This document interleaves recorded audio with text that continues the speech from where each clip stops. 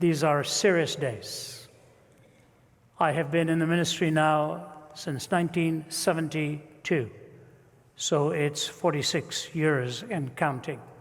I do not recall when I have ever lived through a time where there is so much that is going wrong and so much that is unexplainable, and yet at the same time the proliferation of information so that people are reading so many things from morning till night, and the struggle with all of that is they don't know what they're reading, if it is true or false. Once upon a time, you had to earn the right to be heard. People had to know something about you.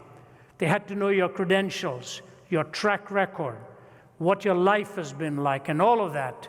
Today, anybody can get in front of a computer and type out whatever they wish. They don't have to defend it. They don't even have to give us their name. And yet, we read and read and read, and we find out how confused our world has become. But the tragedy is that the more we have access to, and the more that we are living within an abundance of supplies, have you ever realized how empty we have become at the same time? Just this morning, a celebrity chef, we were informed, at the age of 61, took his life. Anthony Bourdain. A few days ago, Kate Spade, the well-known designer, took her life. I think both were by hanging. The fashion designer has an 11-year-old daughter that she has left behind. Anthony Bourdain has left a 13-year-old daughter behind. And the fascinating thing is the one-liners that come out of their lives now. The designer left a note for her daughter in one line: "I have always loved you. This has nothing to do with you. Ask your father." So what does an 11-year-old do if it had nothing to do with her, and now she's going to ask her father? And you wonder, will she get the truth? And the celebrity chef made a comment of his rather unguarded lifestyle, and he made a comment and he said, "I have never seen my body as a temple. I have seen it as a fun house." Well, the fun evidently had run out, and the house is now empty. Two very creative individuals, one in the world of culinary arts, another in fashion design, choose to end their lives. She was 55, he 61. So relatively in the peak of their accomplishment and their successes. Why does this happen? In some ways, I can relate. I was 17 years old in Delhi when I had tried to take my own life. And God protected me from my own schemes and designs and sent me the scriptures to remind me that my body was not a fun house, that my body actually didn't even belong to me. It belonged to Him, and it was the temple of the living God. Why does this happen? Why, at the peak of success, does a man who commands wide audiences wherever he goes, there's a picture of him somewhere on YouTube now, hosting President Obama and them having a bite together somewhere, I don't know if it was France or where it was. My colleague who's here with me, one of my traveling colleagues, said to me, "Ravi, if you had a dream life, wouldn't it be something like what he had? Going all over the world, tasting all of the culinary delicacies, having an audience, wealth, success, fame, pleasure, all that you wanted." And yet he snuffs his life out. Why does this happen? Ladies and gentlemen, it is vitally important that you and I have the most fundamental questions in life answered. And the most fundamental question is this: what does it mean to be human? What does it mean to be human. So many different answers are given to us. So many different answers. And the gospel is the only message I know which coherently answers all of the deepest questions of the heart and soul, but not just coherently, but specifically to particular questions, gives us the truth. I am the way, the truth, and the life, said our Lord. And if you take that triad in an answer, the way, the truth, and the life, you begin to see how critical it was that he stated it that way. But we are living in a time where truth has died. You see, if you go back to the 13 and the 1400s, rationalism had held sway. Man was deemed to be a thinking being.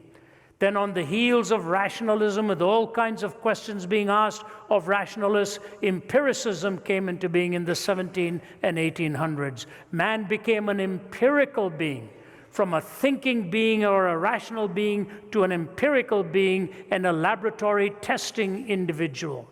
But on the heels of that also came the likes of an Immanuel Kant, and man actually ended up becoming a skeptical being. Metaphysical propositions could not be trusted anymore. You could not trust moral statements or judgments about issues of meaning and the purpose of life. We were purely empirical beings. We could only talk about that which could be tested in the laboratory. From thinking and rational beings to empirical beings or skeptical beings. Then came the existentialists and the nihilists. The nihilists sort of despairing to find meaning, and the existentialists come up with the response that you have to will to find meaning.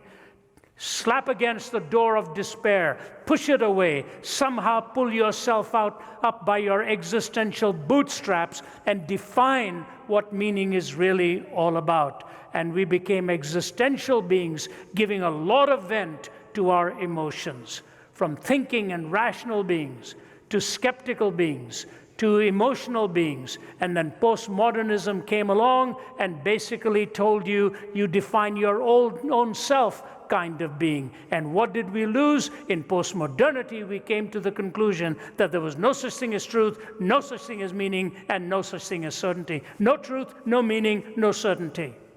The three very real issues with which we need to define life. What is true?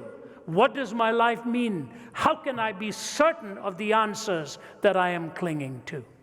And it is fascinating that just as postmodernism has taken over, we are facing now a society and a reality where the youngest amongst us are the loneliest of us all. My colleague who works here in Seattle held a youth conference some time ago. He actually happens to also be my nephew. We were with him last evening. And Nathan said to me, he said, "Uncle, I think the most turning point in that whole conference was when a young lad, I forget whether he was 12 or 14, walked up to the microphone. And a panel of speakers was sitting on the platform there. And he looked at them and he said this, 'I just have one question. And I want you all to be very honest and tell me what the answer is, because I'm not playing with this answer. I want this answer to be right. I have struggled with taking my life a few times. Can you please tell me what my life actually means?'" It's a young lad. I want to know what it means because I've struggled with taking my own life. In other words, our questions merit truthful answers, and the entailments become obvious with the answer that you cling to. You know, Winston Churchill, years ago, made the comment. He said, "Truth is the most valuable thing in the world. It's the most valuable thing in the world. In fact, it is so valuable that often it is protected by a bodyguard of lies." He was talking about intelligence in warfare. Truth is the most valuable thing, so valuable that often it is protected by a bodyguard of lies. Natan Sharansky, Israel's former justice minister, went back to the Soviet Union where he'd been incarcerated in solitary confinement for years. And when he went back, he went to visit the prison where they'd kept him. His wife was with him. And as they were about to enter those dark confines, he put his arm out and stopped his wife and said to her, "Can I go in for a moment alone, please? Because this is where I found myself when I was all alone and no input from anywhere else except what I had inside me in this darkness." She honored that request. He went in, spent several minutes in there, came out, a battery of microphones in front wanting to interview him, and he said, "Can you wait for this interview, please? I want to go to the grave of this physicist, Andrei Sakharov, who gave to the Soviets the atomic bomb. I want to go and honor his memory." And he went and laid the wreath at Sakharov's grave, and he said this: "The reason I wanted to honor this man is because what he said in the closing days of his life. I always thought that the most powerful weapon in the world was the bomb. I always thought that the most powerful weapon in the world was the bomb. I have changed my mind. The most powerful weapon in the world is not the bomb. The most powerful weapon in the world is the truth." It's the most valuable thing. It's the most powerful thing. And yet, with our postmodern mindset, there is no such thing as absolute truth anymore. This is so ironic. So ironic. Please hear me carefully. In all that we are seeing with the moral confusion of our time and the so-called Me Too movement and all of that, what you see happening is the quintessential expression of the contradiction with which we live. All of our university students are taught, primarily at least they're taught, that truth is not absolute. Morality is not absolute. They are trained to be relativistic in their thinking. They are trained to be relativists. And so when they go out in their professions and live relativistic lifestyles, all of a sudden they are smacked with an absolute. You don't do these things. Why not? Why not? If relativism holds sway, what am I told? It's ultimately relative to myself. Or if you wish, when the absolutes were gone, we had to park it somewhere, and of all places, we parked it in the institution that we trust the least. We call it being politically correct. The one institution that we doubt. And that's where we parked our absolutes at the same time. You see, every one of us has absolutes. The only difference is whether we abide by them or only use them by which to judge somebody else. The absolute is inescapable in your heart. The question is, do you live by it or do you only use it to judge other lives? I want to take this notion of truth now as an absolute. And I want to give you two comments, and you'll have to listen to them very carefully because I'm moving you along a trajectory of one of these two comments, and I'll tell you why I'm doing that. Both of them come from Malcolm Muggeridge. I loved Muggeridge because of the way he knew how to use language. In fact, Muggeridge said when he stood before God, he would have to ask for forgiveness for being so fatally fluent. He knew how to turn a phrase. But here's what he said in his autobiography, A Green Stick, A Chronicle of Wasted Years. Here's what he says: "Truth is very beautiful, more so I consider than justice, which is today's pursuit, and easily puts on a false face. In the nearly 7 decades I have lived through, the world has overflowed with bloodshed and explosions, whose dust has never had time to settle before others have erupted, all in purportedly just causes. The quest for justice continues and the weapons of hatred pile up. But truth was an early casualty. The lies on behalf of which our wars have been fought and our peace treaties concluded. The lies of revolution and counter-revolution. The lies of advertising of news, of salesmanship, of politics. The lies of the priest and his pulpit, the professor at his podium, the journalist at his typewriter. The lies stuck like a fishbone in the throat of the microphone, the handheld lies of the prowling cameraman. Ignatius alone told me once when he was a member of the old Comintern, some stratagem was under discussion, and a delegate, a newcomer who had never attended before, made the extraordinary observation that if such and such a statement were to be made, it ought not to be made because it wouldn't be true.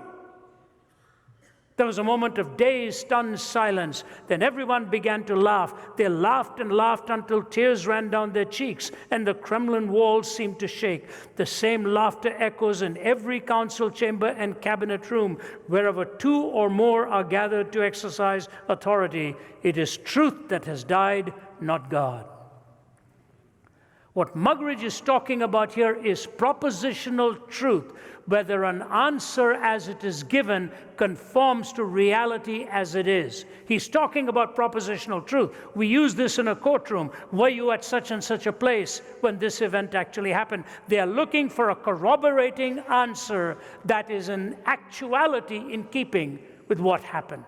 But then Muggeridge is able to take that slender thread of truth and slice it up in two with this perception here. And this is what I really want to zero in on. But you're going to have to listen carefully what he says. In this Sargasso sea of fantasy and fraud, how can I or anyone else hope to swim unencumbered? How can I learn to see through and not with the eye? How do I take off my own motley and wash away my own makeup? How do I raise the iron shutter, put out the studio lights, silence the sound effects, and put the cameras to sleep? Will I ever watch the sun rise on Sunset Boulevard and set over Forest Lawn? Can I find furniture among the studio props, silence in a discotheque, love in a striptease, read truth of an autocue, catch it on a screen or chase it on the wings of Muzak, view it in living color with the news, hear it in living sound along the motorways? No, not in the wind that rent the mountains and broke in pieces the rocks, not in the earthquake that followed, nor in the fire that followed the earthquake, but in a still small voice. Not in the screeching of tires either, or in the grinding of brakes, nor in the roar of jets, or the whistle of sirens, or the howl of trombones, the rattle of drums, or the chanting of demo voices. Again and again, it comes back to me, that still small voice, if one could only catch it. He goes on to say it's the voice of God. Can I find furniture in a studio prop? Can I chase it on the wings of Muzak? Where do I find what's real? That's the area of truth that I really want to address, because that's where I think we have picked our own pockets and lost the reality of what has happened to us. We do not know which way to turn to anymore. You see, what has happened at the end of all of our experimentation is basically this. Philosophy has become existential, art has become sensual, education has become skeptical, religion has become mystical, our culture has become trivial, and Christianity is made minimal. They drive us into a minimalistic worldview, from the existential side of philosophy to the sensual side of the arts, to the skeptical side of education, mystical side of religion, and the trivial side of existence. We have now come to minimalistic beliefs, and we wonder what has happened to us as a society. I want to give you the roadmap to how we got here, and I will race through this and share this with you. These are not really my categories. In the 1970s and 80s, social theorists were talking about this and giving us all these definitions that were so relevant to our time, and I have borrowed it from many great social thinkers. There were three moods that took place. The first was the mood of secularization, and they defined it for us in these terms. Secularization is the process by which religious ideas, institutions, and interpretations have lost their social significance. Secularization is the process by which religious ideas, institutions, and interpretations have lost their social significance. It is important to know that it is a process. It works itself through culture, and in that culture, its value diminishes anything transcendent, anything that you believe of an eternal perspective or a transcendent perspective. You cannot invoke the notion of God in arguing for a sense of morality. And yet, when you think of those who've warned us, what exactly has happened over the centuries? Was it not Solzhenitsyn who told us that the West is on the verge of collapse, and how much damage has been done by the reality of this notion that we no longer need to believe in God? Solzhenitsyn said when he was a little boy, in the dimly lit room of his home, he would be running around and playing, and he'd hear his grandfather leaning over a table talking to the family. He said, I knew the evening would be coming to an end when his grandfather would say to everyone around, do you know why all this is happening to us here in Russia? Do you know why all this slaughter? Do you know why all this killing? Do you know why the Gulag and all of this? Because of one reality: we have forgotten God. We have forgotten God. And so his thousands of pages that he wrote and the tens of thousands that he read reminded people in the West that we are on the verge of collapse instituted by our own hands and our own thinking when we forget God. So religious ideas and institutions have lost their social significance. Just imagine, in any university, if you believe in the sanctity of marriage, or you believe in the sacredness of what the body is all about, you are looked as some kind of strange specimen that has walked into an educational institution. This is the horror of our time. But you know, C.S. Lewis wonderfully illustrates the tragedy of what it is that happens when you lose that source of defining right and wrong. You know, many years ago, a famous pornographer was on trial in Atlanta, Georgia. His magazines were supposed to be so perverse that they even made Playboy magazine look pretty ordinary. But this man had one of the finest lawyers defending him, and the lawyer was very clever. He would build an argument something like this. Those who were testifying against his client, he would say something like this to them. Have you ever gone into an art gallery? Yes. Have you ever gone into an art gallery where there are paintings by the great masters of art? Yes. Have you ever paid to go into an art gallery where there are paintings of the great masters of art, where there are disrobed people or new paintings of somebody in the nude? Have you ever paid to go into an art gallery like that? And then somebody say, yeah, I have gone into an art gallery like that. Will you please tell this jury why you call that art and why you call my client's stuff pornography? You know, a very logical question would be, how many marriages do you know have broken up because the husband went too often into a museum of art?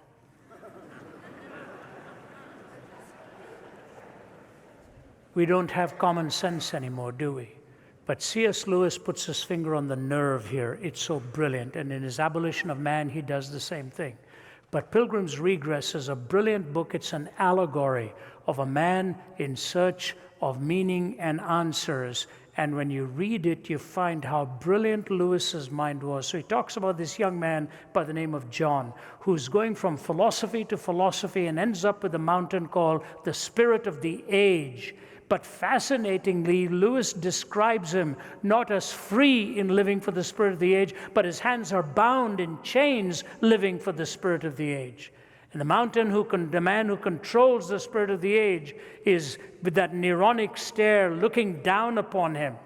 And all of a sudden he is given his breakfast and his hands are unbound to enjoy that breakfast. And as he takes a sip of milk and says how delicious and nourishing it is, the waiter who brings it to him representing the Spirit of the Age says to him, you only call it delicious and nourishing. All it is the secretion of a cow, isn't it? The cow secretes urine. The cow secretes milk. You call it delicious and nourishing. It's just a secretion of a cow, isn't it? And then John doesn't know where to go from there, and he made a big blunder. He commented on the tastiness of the eggs. And now you should have seen what the waiter compared the eggs to. And he had no way to respond. But as he's put back in chains, reason comes riding on a horse to lift him up and rescue him. And reason looks at he who runs the spirit of the age and says to him, "Sir, you lie. You lie, because you don't know the difference between what nature is meant for nourishment and what nature is meant for garbage. You don't know the difference between what nature is meant for nourishment and what nature has meant for garbage." That distinction is lost today. We have no understanding of what is true, good, and beautiful, what is evil, heinous, and destructive. We consider all choices equally valid because we no longer know the difference between what nature is meant for nourishment and what nature is meant for garbage. So you see this pornographer, when he's peddling his stuff to destroy lives, to destroy men, to make them so hooked onto this that no one human being can ever satisfy that mind anymore, because he's taken away the value of a human being and replaced it with the pursuit of a feeling.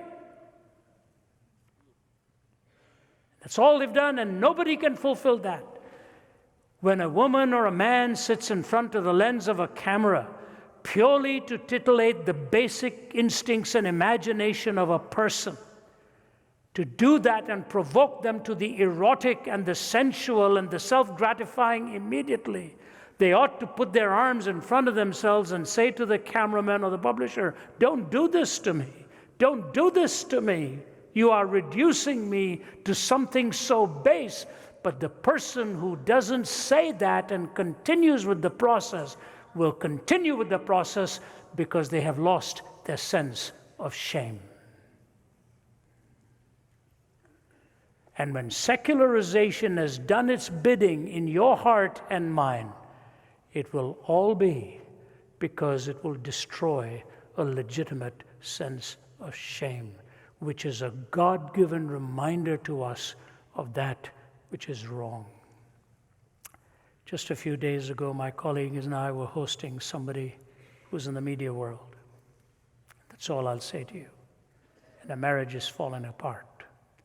What does it have to do with anything? It has to do with the husband's addiction to pornography, that she no longer can trust him when this is what he does to feed his mind and his brain again and again. Jim Dobson says when he talked to Ted Bundy shortly before his execution, that mass murderer and cannibalist, he looked at Dr. Dobson and said, "This all began for me with pornography." He said, "Dr. Dobson, tell the young never to get into this. It builds an insatiable hunger that nobody can ever satisfy and nobody can ever fulfill." That is only one illustration of what has happened in our society where the quotient of shame has been removed. Secularization, seculum, literally means this worldly. You live for the moment. And when you desacralize the body and you see your body as a fun house, you end up wanting to destroy it and say, "I cannot face life anymore." Ladies and gentlemen, when God sends conviction to you for something that is wrong, it's to guard you and protect you from going further down the line into things that are more decimating and things that are more destructive. So many homes have been victimized today by the mass media and the seduction of the conscience. Secularization. But we move from that to pluralization. Pluralization is where there's a competing number of ideas in our worldview, and no one worldview is dominant. A competing number of ideas in our worldview, and no worldview is dominant. Again, social theorists have given us this definition. A competing number of worldviews, but no worldview is dominant. You know, culinary-wise, I'm glad for pluralism. When I arrived in Toronto while I was 20 years old, there was only one Indian restaurant, which was an embarrassment to Indians. Awful. They didn't know how to make a curry. I just looked at that and I said, boy, if nobody ever likes this food, I can't blame them. But today you go to Toronto. When I got to Toronto in 1966, there were 500 Indians in Toronto. 500 Indians. So that if you saw an Indian across the street, you'd go over and start talking until you find out he's generally trying to sell you something, and then you moved on. Today, if you stop at the airport in Toronto, Pearson Airport, and you just say, Mr. Singh, about 500 will turn around and think you're calling them. Because today in Toronto, there are 500,000 Indians. There were only 500 then, in the mid-60s. You can go to Los Angeles, and as one sociologist said, you can see a Korean in a fast food outlet selling kosher tacos. That's pluralization. That's pluralization of cuisine. So many, our team of apologists, we have 70 plus of them. I love their accents. I love how they represent their country. I love the thing. Pluralization is a great idea. Pluralization is a great idea. But pluralization not properly understood can lead to relativism when there's no dominant worldview undergirding our culture. What is the worldview that's undergirding America now? Nobody knows.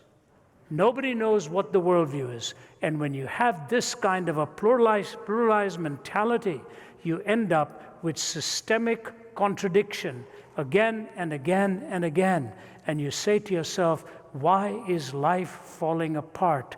Why don't I ever get a proper answer? And so the songwriter says, cat's foot, iron claw, neurosurgeons scream for more, from paranoia's poison door, 21st century schizoid man. Blood rack, barbed wire, politicians, funeral pyre, innocents raped with napalm fire, 21st century schizoid man. Death seed, blind man's greed, poet starving, children bleed, nothing he's got he really needs, 21st century schizoid man. Now notice this. The walls on which the prophets wrote is cracking at the seams. Upon the instruments of death, the sunlight brightly gleams. Will no one lay the laurel wreath as silence drowns the screams? Between the iron gates of fate, the seeds of time are sown, and watered by the deeds of those who know and who are known. Knowledge is a deadly friend when no one sets the rules. The fate of all mankind, I see, is in the hands of fools. Confusion will be my epitaph as I crawl a cracked and broken path. If we make it, we can all sit back and laugh, but I'm afraid tomorrow I'll be crying. This brokenness, this emptiness, this sense of desolation and aloneness is what is now systemic in our culture because we are living with systemic contradiction. With systemic contradiction. Ladies and gentlemen, when God gave us the first commandment, it was only one. Only one. Don't eat of the tree of the knowledge of good and evil, because the day you do, you will surely die. And the enemy of our souls came, and what did he say? Not true, not true. But he did tell us the truth then. He said, you will be as God, knowing good and evil. Do you know what he was placing as a temptation? Play God. Play God. Be the definer of good and evil. Today, for our healthcare laws, we need 20,000 pages. Before there was just one. As Norman Geisler, my professor, used to say, the problem was not the apple in the tree, it was the pear on the ground. Very real. They became the definer of good and evil. The moment you do that, you die the death of 1,000 qualifications with every moral stipulation. So you get onto a plane, and what do they tell you? Do not touch, tamper, disable, or destroy. Why all those words? The smoke detector. Don't touch, tamper, disable, or destroy. Why don't you just say, don't mess with that thing? You know why? Because every one of those words can die the death of 1,000 qualifications in a courtroom. Because we can play God. It's fascinating today what has happened to the courts of law, where so much goes on in language and you never know who's telling you the truth and what the truth is all about. Secularization leads to no shame. Pluralization ends up bereft of reason, which brings you to the closing one, which is privatization, where there's a cleavage in the modern experience between your public and your private life. And in that cleavage, you are forced to find meaning in your private life. You know, India is facing some very, very challenging days. One of the members of the Congress Party has gone on a YouTube saying India is planning to rewrite its constitution. They say the constitution was defined to contain within that geographical boundary, but there are extremists on one side that says we ought not to be defined by a geographical boundary, we ought to be defined by our religious inclination and who we are here predominantly. And so philosophically they plan to rewrite the constitution, so says at least one member of parliament out there. We may not be rewriting our constitution here, but we in effect are doing the same thing by not honoring the intent of what it was all about to start with. We are controlling the way thinking goes on, and what we are told now is you can believe whatever you want to believe, but believe it in private. Don't bring it out into public. The moment you bring it out into public, you're violating the public space, and you are now infringing upon the rights of somebody else. So here we are, 2018. We do not know how to define anything. We cannot define who we are in gender. We cannot define who we are in marriage. We cannot define who we are in our proclivities. We cannot define anything of any worth or of any absolute. We toss it up into the wind, as it were, and decide which way we are wanting to go. This is a dangerous time in which to be alive because there are no definitions. When you don't have any definitions, how are we going to deal with reality? You know, I have, Winston Churchill was once told by a corporal, "Mr. Churchill, have I ever told you about my grandchildren?" And Churchill said, "No, and I want you to know how much I appreciate it." Well, I have 5 grandchildren, and since I'm not Churchill, I will violate it. I have a little grandson who is about to turn 7 later on this year. He has an amazing vocabulary, I don't know where he comes up with the words. When he was about 5 or something like that, he looked at me one day across the dining table and said, "Papa, what is the meaning of sophomoric?" And I sounded sophomoric, trying to define it for him. Recently, he'd learned about the whole issue of slavery and so on, and it really crushed his heart. He's a guy with a little tender heart. He came back to his mother and he said, "How could this happen? How can this happen? How did people get hurt so badly? How do they justify this? How do we justify this?" And then he paused. It's a little kid. He looked at his mother and said, "You know, I have a friend. He comes from another country. Do you think one day people may treat him badly too because he comes from somewhere else?" And Naomi, my daughter, said, "Why do you ask that?" Here's what he begins his answer by saying. He said, "Mommy, my hypothesis is this: if you want to hate somebody, you will find a reason to hate them.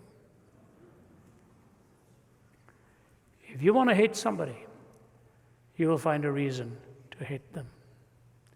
This is the same little guy when he was 3.5 who looked at his mother when she had lost her car keys and couldn't find it. Naomi, my daughter, she slapped her forehead and said, I must be losing my mind. And he looked at her and said, Mommy, whatever you do, please don't ever lose your heart because I'm in there.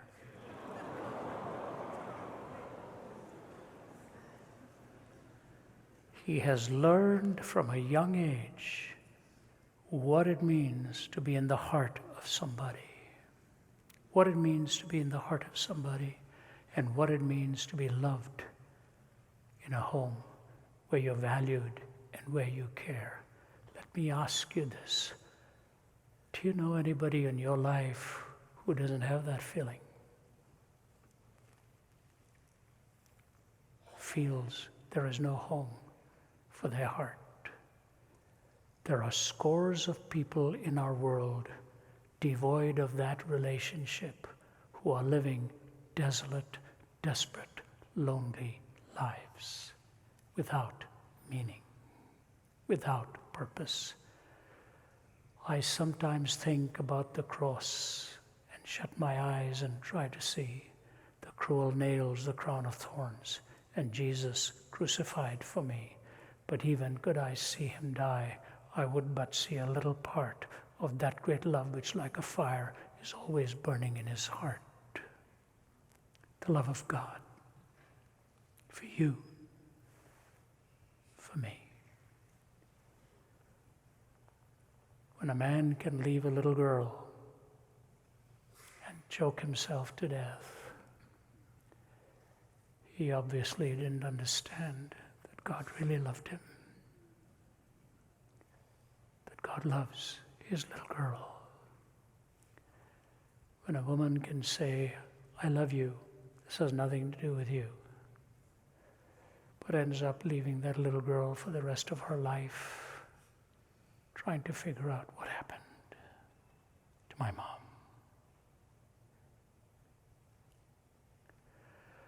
I was in Iraq last year with both of my colleagues here. The last day we were taken out for lunch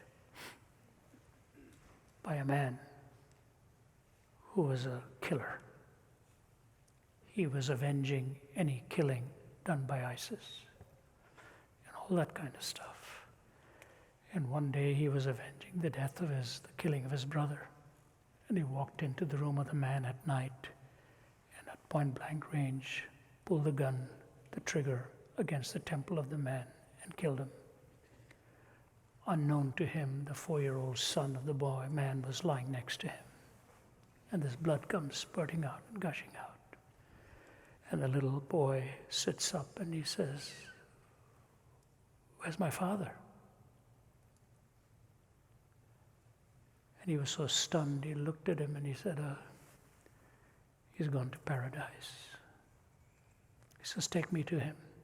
Reached out and held the hand of the killer. Take me to my father, I want to be with my dad. This fellow goes out into the night and he sits in a garbage heap, which he said, which is where I belonged with what I'd done to myself. And as he's struggling to hold back the tears coming out like a fountain, sobbing his heart out as to what he'd done to himself. But he said, I struggled to sleep, but every time I slept, in a few minutes I would see Jesus in my dream. Again and again and again, I was getting angry, till finally I surrendered and gave my life to Jesus Christ. He's working now in a ministry of a hospital which binds the wounds of the broken, including the enemy. And he drives people back and forth. He was driving us. When he told the story, I kept looking at him. I said, who was he before? Who is he now? The difference is what Christ had done in his heart and turned him from being a killer into being a healer of people. Ladies and gentlemen, when privatization has done its work, it strangles the sacred and strangles meaning from your life. Secularization, no shame. Pluralization, no reason. Privatization, no sacred, no reality of the holy, and no meaning. Tomorrow when I speak to you, I want to give you the answers of how then does the Christian worldview respond to secularization, pluralization, and privatization and see the beautiful answers of the gospel in all of this. May God richly bless you. Thank you for giving me a hearing for her.